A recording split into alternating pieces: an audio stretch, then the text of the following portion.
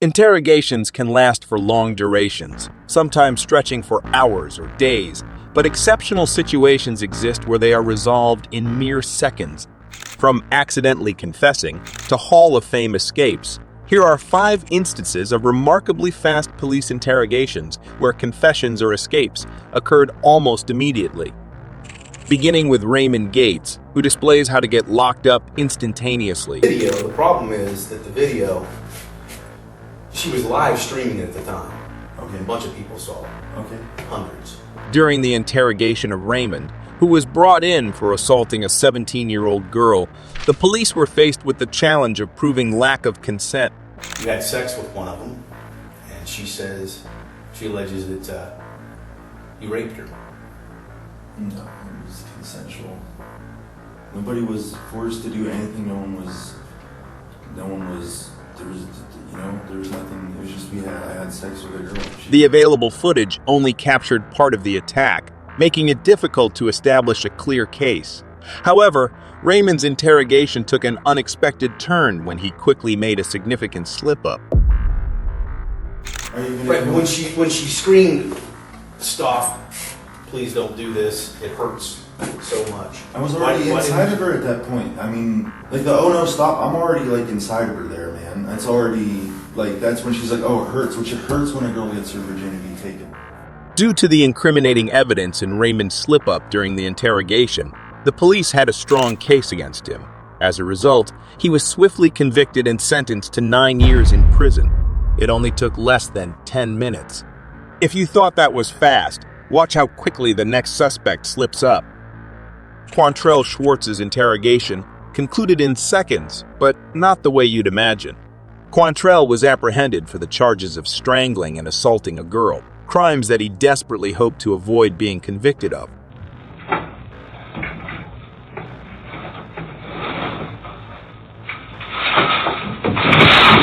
Unfortunately for Quantrell, his attempt to escape didn't go as planned and his handcuffs gave away his location, leading to his capture just 4 hours later. While the specific details of what transpired during his capture remain unknown, the clip of his failed escape will always be remembered as an iconic moment in the realm of police interrogations. Ricky Hawthorne, in a rather straightforward manner, quickly confessed during his interrogation.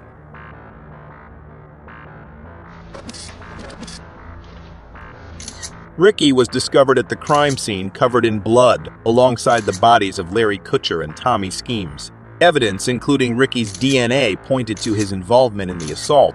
However, Ricky's confession made the police's job even easier. Hey, come on. Hey, yes sir. Yeah, I did. I did. You know what, let's do this. I did it, but I think somebody came behind me and finished it. Okay. Yeah, I did it. Ricky's decision to confess quickly and provide a partial admission of guilt may work again. While he claimed that he was not the actual murderer, his involvement in the assault on the couple and his presence at the crime scene made him a prime suspect. But there's 3 more people. I don't know.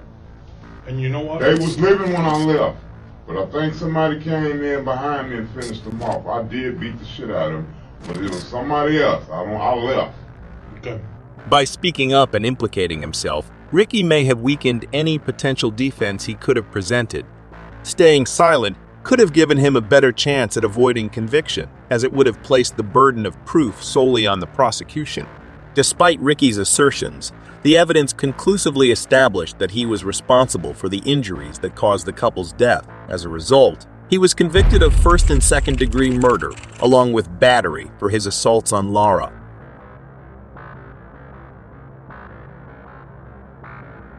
Get ready for the most insane interrogation, courtesy of Jared Murray. Jared committed a horrific act by shooting his friend in the head during a car ride to Walmart, with no motive other than curiosity about the sensation of taking someone's life. Jared, give me your full name. Jared Lindroth Wayne Murray. Okay, and what's your date of birth? July the 20th, 1994. How'd you guys hook up? I went down to his dorm room and asked if I could be given a ride to Walmart in exchange for $20 gas money. Okay. And did he agree to that? Yes, sir. Jared, in an attempt to escape, hitchhiked to Canada, but his plans were foiled when an officer, recognizing him from the description, apprehended him. During his custody, a brief but profoundly unsettling interview took place. What do you remember telling me? In summation that I'm guilty, yes. Of what? Of murder. Okay, and who did you murder? Gennaro. Okay, and how did you murder him? With a gun. I shot him in the head twice. Okay. 3 shots were fired, 1 missed. Jared wasted no time in confessing, even before reaching the police station. However, what makes this interrogation intriguing is not just the swiftness of his confession, but also the reasons behind it, as well as his overall demeanor during the interview. Jared's lack of empathy, remorse, and recognition of the severity of his actions is evident throughout the interrogation. He describes his actions as if they were mere facts, without any understanding of the moral implications. Now, so he took you to Walmart, Yes, sir. and did you both go in? No, we did not go in, sir. And why not? We pulled into the parking lot, then I pulled the weapon on him and demanded that he take me to Asher, Oklahoma, sir. And why did all of a sudden did you decide that you needed to go to Asher? Because I was planning to take him out into the country and kill him. In a subsequent psychological assessment, it was determined that Jared's delusional beliefs, stemming from his diagnosis of schizoaffective disorder, likely played a role in his motive for the killing. Jared willingly provides further details about his distorted motives, shedding light on the distorted thinking influenced by his mental health condition. So you've been planning this for 2 days. 2 weeks, yes. 2 weeks. But not with a selected individual, no. Okay. And when did you get to the point where you knew it was going to be him? That was 3 days prior to the incident. And why him?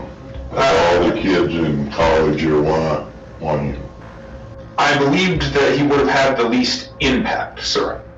Impact of on what? I believed he didn't have many friends, or many close friends, I should rephrase. And as his, as he is going missing, his absence would be less notable. Jared was charged with first-degree murder, but was ultimately found not guilty by reason of insanity. Instead of being sentenced to prison, he was committed to a mental health facility for an indefinite period. This decision aimed to provide Jared with the necessary treatment and care that he should have received earlier, considering his mental health condition. In many cases, interrogations can begin almost instantly, but for different reasons.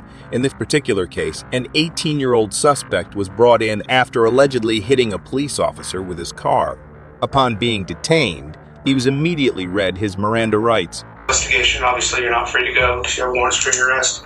I'm going to read your Miranda because it's very important you understand your rights. Okay? You have the right to remain silent. Anything you say can and will be used against you in a court of law.